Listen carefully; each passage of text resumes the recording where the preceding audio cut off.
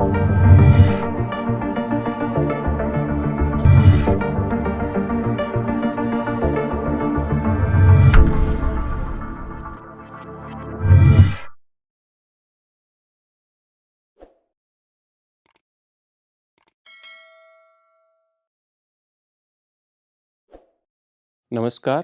मैं doctor Alok Chauhan, convener geography, Vardhman Mahaveer open university Kota.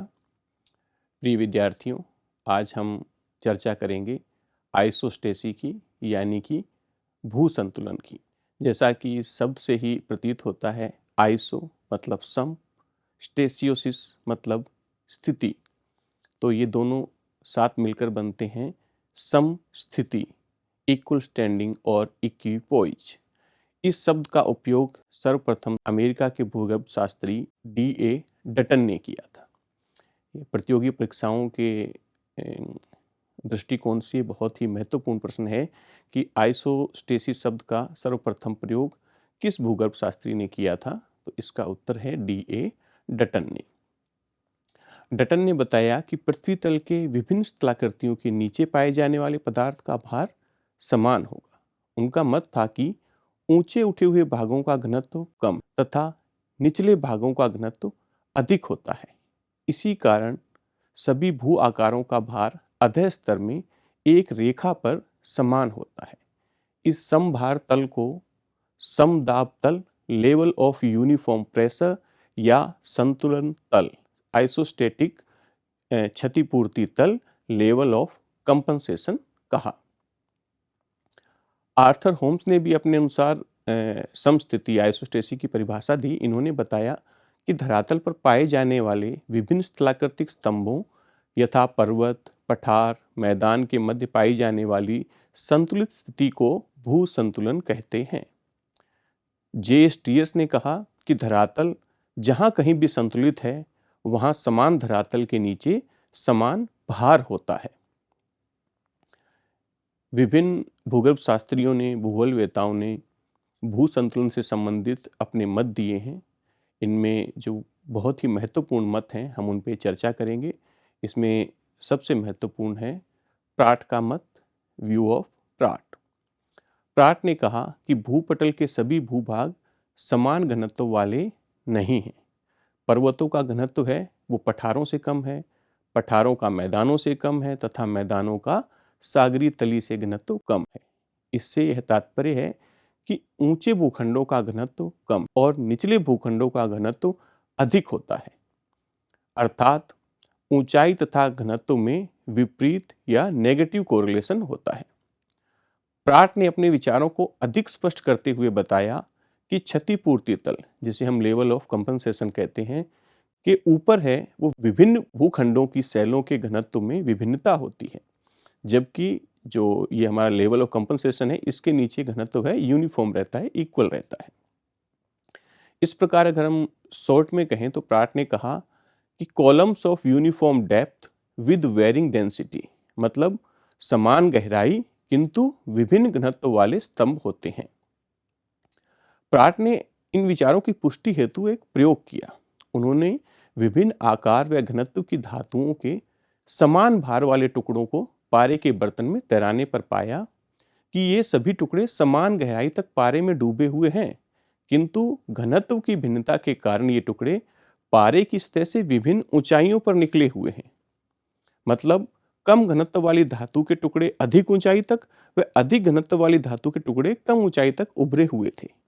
इसी प्रकार विभिन्न घनत्व वाले पर्वत, पठार, मैदान आदि भूभाग जो अधः स्तर है या सबस्ट्रेटम है में समान गहराई तक धंसे हुए हैं तथा क्षतिपूर्ति तल पर समान भार रखते हैं।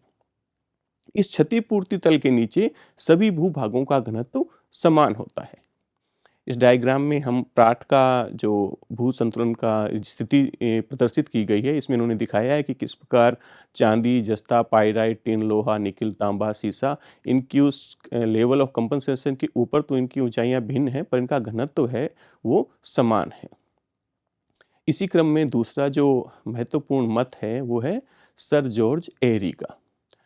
एरी का मत आर्किमिडीज के तैरने के सिद्धांत पर आधारित था, प्लवनशीलता के मत पर आधारित था। आर्किमिडीज के सिद्धांत के अनुसार वस्तुओं के घनत्व व आयतन परस्पर संबंधित होते हैं। जो पदार्थ किसी द्रव में जितना डूबा होता है वह अपने आयतन के अनुपात में उतना ही द्रव हटा देता है। इसे स्पष्ट करने के लिए उन्होंने एक हिमखंड का उदाहरण दिया। बर्फ का घनत्व 0.9 होता है, अतः पानी पर तैरते समय हिमखंड का 1/9 भाग पानी के ऊपर और 8/9 भाग पानी में डूबा रहता है। उनके मतानुसार इसी तरीके से स्थल के उठे हुए भूभाग अपनी ऊंचाई की अपेक्षा 9 गुना अधः स्तर में डूबे होने चाहिए।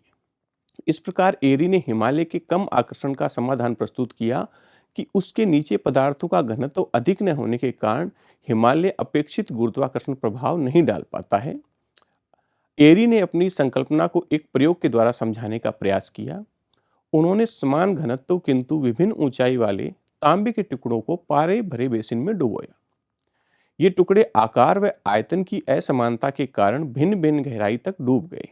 जो टुकड़े अधिक ऊंचे थे वे अधिकतम गहराई तक धंसे और जो टुकड़े कम ऊंचे थे वे कम गहराई तक पारे में धंसे। उसने लकड़ी के विभिन्न आकार के टुकड़ों को लेकर भी अपने मत की पुष्टि की। इस प्रकार एरी ने निष्कर्ष दिया कि विभिन्न भूस्तंभों का घनत्व है जो समान होता है, किंतु धरातल पर तथा अधः स्तर में क्रमशः उनकी ऊंचाई व गहराई भिन्न भिन्न होती है।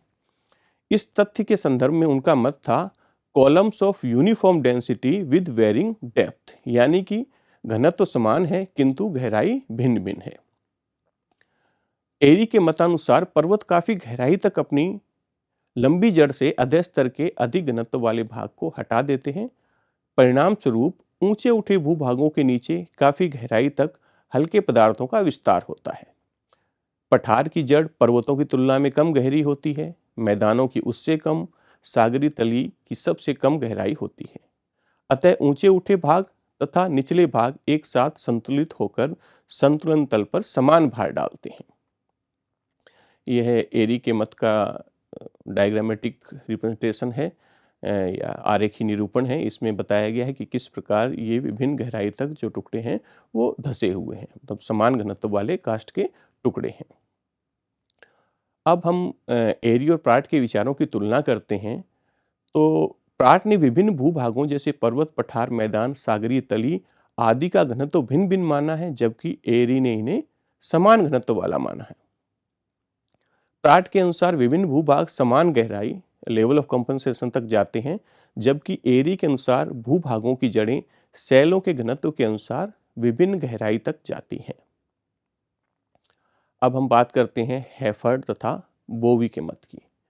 अमेरिकी विद्वान हेफर्ड तथा बोवी का जो मत था, जो व्यू था, वो प्राट का जो व्यू है उससे काफ़ी सिमिलरिटी रखता है।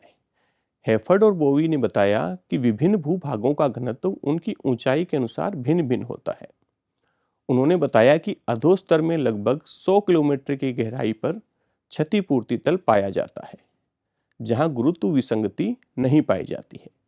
इस तल के ऊपर घनत्व में अंतर पाया जाता है तथा नीचे की तरफ घनत्व समान रहता है। इस तल के ऊपर कम घनत्व वाले भूखंडों की ऊंचाई अधिक तथा अधिक घनत्व वाले भूखंडों की ऊंचाई कम रहती है।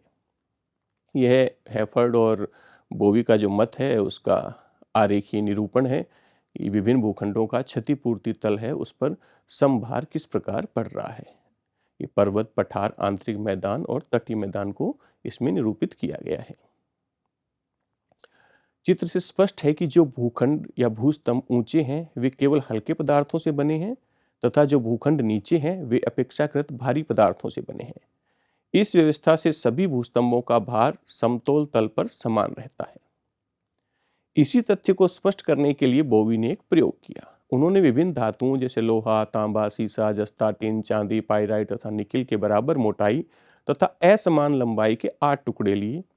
उन्हें पारे से भरे बर्तन में तैराया और उन्हें पाया कि सभी टुकड़ों का निचला तल समान था, जबकि पारे के ऊपर उन टुकड़ों के घनत्व की भिन्नता के कारण ऊंचाइयां भिन्न भिन्न थीं।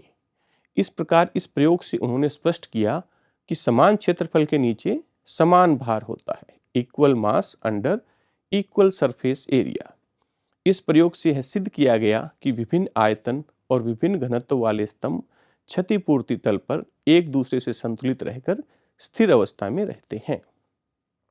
यह बोवी के प्रयोग को दर्शाया गया है, जिसमें आप देखिए कि चांदी, जस्ता, पायराइट, टिन, लोहा, निकल इनके टुकड़े लिए गए हैं और क्षतिपूर्ति तल पे इनके घनत्व को प्रदर्शित किया गया है। अब हम बात करते हैं जोली के व्यू की, जोली के मत की। जोली ने हैफर्ड व बोवी का जो क्षतिपूर्ति तल की अवधारणा थी उसका खंडन किया और बताया कि यह तल एक रेखा नहीं है, बल्कि यह लगभग 16 किलोमीटर मोटी परत है। इसे उन्होंने क्षतिपूर्ति कटिबंध का नाम दिया, यानी कि zone of compensation. Line of compensation नहीं माना इन्होंने, इसे जोन ऑफ कंपनसेशन माना है। इस परत में विभिन्न घनत्व वाले भूस्तंभों का निचला तल एक सामान्य होकर भिन्न भिन्न होता है। उनकी मान्यता थी कि सियाल रूपी महाद्वीप तथा उसके विभिन्न भूस्तंभ इस परत में जलीय संतुलन बनाए हुए तैर रहे हैं, मतलब हाइड्रोस्टैटिक इक्विलिब्रियम में तैर रहे हैं। इस प्रकार जोली ने तैरने के सिद्धांत, लॉ ऑफ फ्लोटेशन के आधार पर समतोलन मत की व्याख्या की। उन्होंने बताया कि जब कोई वस्तु पानी पर तैरती है तो वह अपने भार के बराबर पानी को हटा देती है। इस प्रकार जोली व एरी के मतों में समानता पाई जाती है। ये देखिए, जोली के मत के आधार पर संतुलन की स्थिति या क्षतिपूर्ति मंडल को प्रदर्शित किया गया है कि ये 16 किलोमीटर का जो जोन ऑफ कंपनसेशन है वो प्रदर्शित किया गया है, साथ ही समान घनत्व का जोन है उसे प्रदर्शित किया गया है।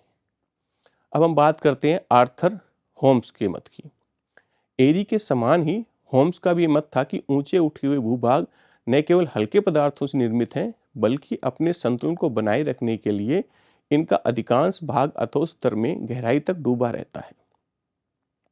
होम्स ने जो सीस्मिक वेव्स हैं उनके एविडेंसेस के बेसिस पर यह निष्कर्ष निकाला कि पृथ्वी की संरचना कई परतों से निर्मित बताते हुए निष्कर्ष निकाला कि ऊंचे उठे हुए भूभाग कम घनत्व वाली शैलों से निर्मित हैं।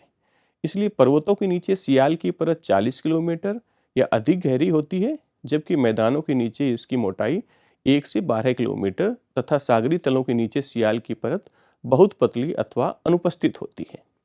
इस प्रकार होम्स का यह मत था कि जो भूभाग ऊंचे उठे हुए हैं उनकी स्थिरता व संतुलन के लिए उनके नीचे अधिक गहराई तक कम घनत्व वाला पदार्थ पाया जाता है तथा निम्न भूभागों के नीचे अधिक घनत्व वाला पदार्थ पाया जाता है।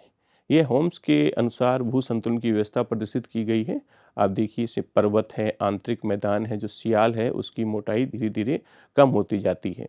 ये पर्वत है, इसकी जड़ें काफ़ी गहरी हैं, आंतरिक मैदान की उससे कम है, तटीय मैदान की उससे कम है और सागरी तली पे ये लगभग अनुपस्थित है।